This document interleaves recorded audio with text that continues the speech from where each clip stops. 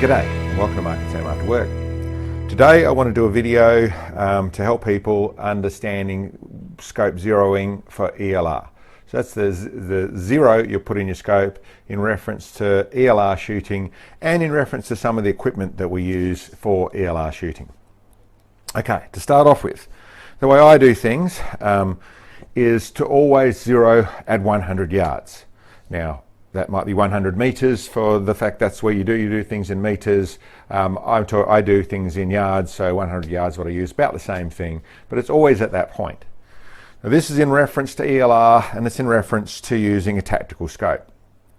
I'll quickly go into the fact that I do it differently for setting up just a duplex reticle on a hunting scope, on hunting rifle that's planning on shooting 300 yards roughly, so or the 450 yards back to 200 yards, and then I'll find a halfway zero point to zero that duplex for just that hunting rifle. It means that you're using it in a different fashion. It's not talking about tactical, adjustable scopes and that sort of stuff. It's just something that's zeroed, set and forget, and then you learn how to shoot that, whether you're shooting a little bit higher, a little bit lower on the range distance you're doing, but it's a different thing. ELR tactical scopes is what I'm talking about. And the reason I shoot a zero at 100 yards is twofold, I suppose. One is it's the easiest place to work from. Even if I'm going to use that rifle for hunting and I want to end up where I've got a hole where I'm actually zeroed for that night at, let's say, 250 yards, I can simply adjust because I know how far to go up. Whether it's 1 MOA or it's half an MOA or it's 3 MOA on the different rifle, I can go up, and then it still works in that same fashion where that scope is set up for the hunting side of things, but I know where I start from. I start from my 100. Now, the reason I start at 100 is, as said, twofold. One is it's the easiest way to work all the apps and everything from when you're going to dial up. So you know you're always going to dial up to whatever your conditions are, all those bits and pieces, and the easiest place to start from. Although apps can do it from any place, the better apps can basically reverse engineer, work backwards from a 300 yard or 1,000 yard or wherever it is, and work backwards with all different conditions and things like that, is it does get very complicated. And the reason for that is that the place where you have least, where the conditions affect it least, is your zero at 100 yards. Because 100 yards, the bullet has the least drop, the wind has the least effect. Everything is set to where you're getting the closest to a neutral position back down there, and then you're dialing up from that. If you go to 1,000 yards, or let's say just 300 yards, and set your zero at that point because you found that convenient, what was the wind exactly on that day to start off with? Your zero can be not true because you didn't realize there was a little bit of wind attached to it. The spin drift on bullets, everything starts to affect a little bit even at that distance where there's almost no effect, although there's still some, but there's almost no effect at that 100 yards. So nice place to start from on that level. But the other logic is that I suppose there isn't the gains that some people think out of going to 600 or 500, 800 yards on their zero, is because they're trying to stretch out their maximum distance, their maximum elevation where they can get to, and trying to put that same 600 or 500 or 800 yards onto the maximum distance. It doesn't actually work that way. The small amount of elevation at the beginning to move that zero is you do nothing what is needed to go to extend your distance. You're probably only gaining 100, 150 yards out of moving your zero, so it really isn't worth it for the compromise you're getting out of not coming back and using that 100 yard zero. So 100 yards, 100 meters, 100, whatever it is, that's what I recommend, that's what I use, and it's for those basic reasons. The next bit that I want to go into is talking about elevation adders. And you hear there's some references to people talking about, I put this on and I change my zero, so I go from a 100 yard zero to 1,000 yard zero, that sort of stuff. I don't agree with that way of talking about it, I suppose is what I would say, without being too harsh about the whole process. Because conditions have so much control over your shot, is that 1,000 yard zero is only on a particular day. So once you've changed, once the weather's changed, you'll find if you do regularly this sort of stuff, you go out and shoot all the time, you'll find that the conditions change things. And at 1,000 yards, you might have up to 4 or 5 minutes of elevation difference, let alone what the wind's going from one day to another day. It's going to change dramatically. So I suppose the way, rather than saying that's the wrong way to describe it, what I would say is the way I talk about a zero is they're always zeroed at 100 yards. All my rifles are zeroed at 100 yards, even when the scope is on a elevation adder, like this is the cold shot base. I don't use these anymore. I don't really like the vernier style adjustments. This is one from a pin style or a link style, which actually rocks your scope, as you can see that, rocks it right forward up to 200 MOA. This is one of the early designs of the Valdada adjustable scope base. So that sort of thing, you rock it forward, lock it all up. It's got a pin to put it in there. That sort of base which tilts the scope forward. This one here that I have this on, this is the air attack system, which has adjustments of 10 degrees. You can go from 0 to 20 to 30 to 40 to 50 to 60 to 70 and in scope, tilting your scope forward. Even all those, even when you see it tilted forward, in my way of looking at things, it's still zeroed at 100 yards, and then it has X amount of MOA or mil, we'll talk MOA here, but X amount of MOA added to that zero. So if this one here, if it was zeroed at 100 yards, and let's say that it was zeroed with this unit at 0, I'll take this pin back out. Take that out for the moment. So it's set up there, that's actually zeroed at 100 yards. When I tilt it right forward, which is 200 MOA, it's zeroed at 100 yards with 200 MOA added on. So I haven't moved the zero, I've just tilted the scope forward and added 200 MOA. The same thing applies to both these units. This is the Charlie Chirac, just mounted on the front of a sunshade. This one, for people who don't realise, actually is a unit that works as a periscope. So it has one mirror here, another mirror there. It takes the image up, moves it up here and moves it across there. So then you are looking through a higher point. It has a couple of advantages in that fashion. One is it raises your image up so you're looking higher than your barrel, a fair bit higher up, so it lets you see over your barrel a little bit easier. It also moves you away from the barrel mirage when your barrel heats up and that sort of stuff. There's some real nice advantages about doing that. The other thing is it has the lower mirror here is adjustable.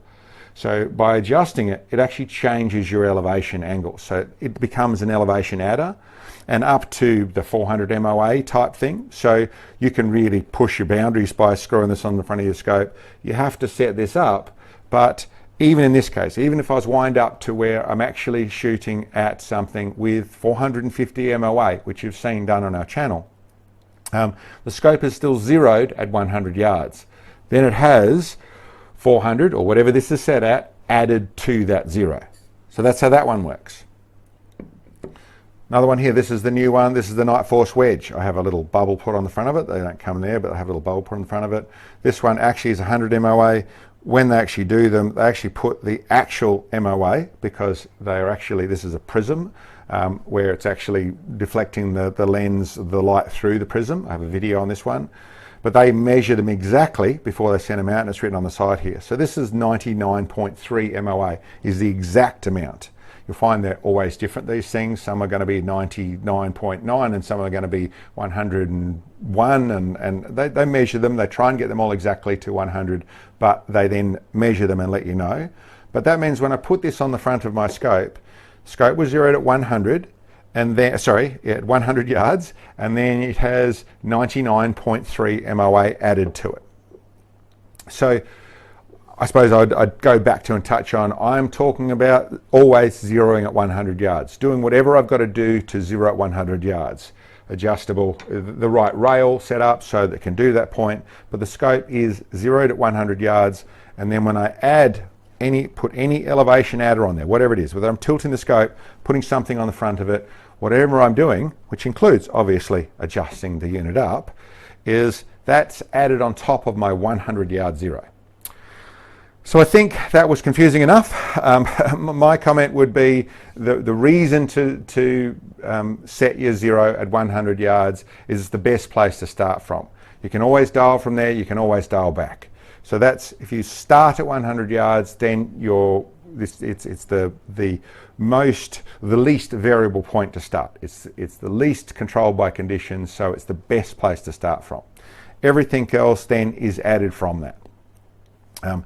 As for the definition or the terminology of things, in my way of looking at things, rather than saying I've changed my zero, so I put on this and I've got a 1,000-yard zero, or I've put on this and now I've got a 400-yard zero, and that way of trying to describe it, I think is confusing, because in a lot of fashions it's fundamentally only to a particular day that you're talking about. So rather than try and do that, turn it back into simple terminology.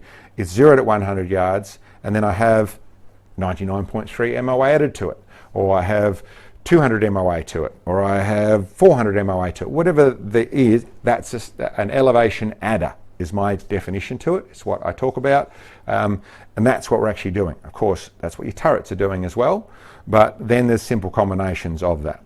And I suppose I'll come back to the elevation adders. I said I don't like the vernier style. There's some linkages and bits and pieces involved in it, but I also really, by having a proper tactical scope, feel that's confusing. I'd much rather things go in simple blocks. So when it's a 50 MOA increase or a 10 MOA increase, whatever it is, it's a block, simple mass. So I put on this one here, I quite like, because they're a simple lockup, they have a cam system, all the rest of it. That means that I can set that up to, if I have it all set up properly where it's zeroed at 100 yards, then I can dial up here, I can put on whatever that cam I take it to. Let's say I take it to 50. So then I have 50 MOA added on top. I want a shot that I want to do that is 135 MOA. I set this to 50, and then I can dial this to the 85 that I need, and there it is. I've got the 135 MOA done. I use the Charlie the same, in the fashion of I set it up, I work out where it is on the wall when I set it up home before I go out. I quite commonly use this one at around 250 MOA. So then I know that's on my scope. It's zeroed at 100, it's got 250. I'm doing a shot that needs 300 MOA. I just got to dial my scope to 50 and I'm in that place. I haven't used this much yet, plan on using this with the wedge. There's a tiny bit of mass in there. It's really at 0.7. I suppose that's the last bit I would touch back onto for people in the way of using MOA or mil in the way of dialing on with ELR shots. I've heard from the air attack to pretty much any of these units when it comes down to it, that when I recheck my zero, I set it all back to zero, it wasn't exactly the same. And listen, that can be the case. Not so much with these units, you're not touching anything on scope. But at the moment you've got an adjustable scope base, there is the chance of things being not 100% perfect when you come back to zero. A couple of things I'd say to go with that. One is, all these things are designed to be used in a certain way. When you've got a mechanical adjustment, when the operator has control or is influencing things, then how you do things is very much what this is about. So you've got to learn your gear. You've got to learn how to feel where it goes. With these, I find these very good at returning to zero, the air attack. I've also made this thing work very well with the likes of the Valdada. But it really comes about actually holding them in the right place as you lock them up. So it's a very mechanical thing, but you've got to actually figure what it is. If you just turn it to this and do it up, well, no, yes, it's likely to not work properly. This one here, I make sure I center the cam properly, hold it down properly, nip it up lightly to start off with, and then I find it comes back to zero perfectly. If you just do it by just flop it back down there and do it up, no, it'll be inaccurate, because it does actually take the physical operation of it needs to be done precisely. But the next bit I would say is that the concern is that I'm trying to dial up to 250 MOA and I need it to be perfect because I want to get that cold bore hit. I need it to be perfect. I need it to be within that 1 MOA of accurately in the way of adjustment. I understand the theory of it, but the practice of it is not actually work that way. And that is because in ELR shooting, you cannot read your conditions that accurately. It simply can't be done. So you might be able to get very close, and that's the best you can hope for. Actually, a cold bore hit in the 2,000 yard plus, listen, a lot of people would like to claim that, and I've certainly been there and I've done that, don't get me wrong, but in no place will I ever tell you there wasn't some luck involved. Because I've been there where I put it on and I now get to the place of, okay, this makes sense, I'm not going to fuss any harder. Because I have been through the process of fussing as much as I possibly can to try and figure it all out, and it's still wrong. And when I actually go through and find out what the other detail was, is there was another wind, there was another air pressure. You could stand in a football pitch, and the air pressure, the exact air pressure on one end can be different to the exact air pressure on the other end. And that's what our bullet's traveling through. Any wind, even the lightest wind, if there's wind, means there's pressure changes. So the truth of it is you can't read. You cannot read those conditions. No matter what anyone wants to try and sell you, there is some luck involved once you're going out to a certain distance. So it doesn't mean you can't get real close. And in my school of thought, you want to be as close as you can. You want to record your data as accurately as possible. But the difference of 1 MOA or even 2 MOA at those distances, the conditions have more control over that than your equipment. So even if your equipment is absolutely perfect, you're still going to find you need to adjust by that amount. Learning how to read it, learning your equipment is all the place to go for sure. But in actual fact, that exact dial on, and don't get me wrong, there's places where you'll see people saying how our software did exactly this sort of stuff perfectly. We dialed straight on even at these ridiculously long distances. Keep in mind, you generally listen to someone who probably sells the software, but the truth of it is we can't read that level. And it is such, I suppose I'd come back to it, as such an amazing thing that a hole down a piece of steel you can guide, with an explosion behind it, can guide a bullet so accurately. It is still flabbergasted me. It is still amazing to think it's conceivable. But it is, we see it all the time. But actually the conditions that we're trying to read aren't readable. Our best we can do, and we're really everything, operator, equipment, everything working perfectly, means if you can get on in really 2 shots, probably 3, and get on in an ELR or a ULR shot, then that's amazingly good work. That's amazingly hard to do, and that's where the skill is about. The follow-up shot, reading the conditions, understanding what happened, and actually that probe of that first bullet is actually telling you the other stuff. Then adjust and go on. So the 1 shot, 1 hit every time is only relevant if it's in a condition-based environment that you have some control and some real knowledge on. Once you go to ELR, ULR stuff, then there's some luck involved. Doesn't mean you can't get real close, and doesn't mean it can't be done. Can it actually be done by, yes, this one's going to happen. I've never seen these conditions before. Now I'm here. I've looked at it and I can make it happen. Not without some luck. Or watching the guy before you, all that sort of stuff for sure. But for first time, cold ball, all that sort of stuff, no, can't be done without some luck involved. Anyway, that's enough time saying luck involved, just trying to make sense of it to the level that the actual concern about the extreme level of MOA adjustment precision out there is not the big fight you've got. You want it to be within 1 or 2 MOA for sure, but you've got to consider that once it's there, it doesn't move is the main thing. You want shot to shot to be exactly the same. And like I said, the real logic of doing that sort of stuff is see your first one and then get on. If you do it in 2, you're doing really, really awesome. Doing it in 3, you're still doing really awesome.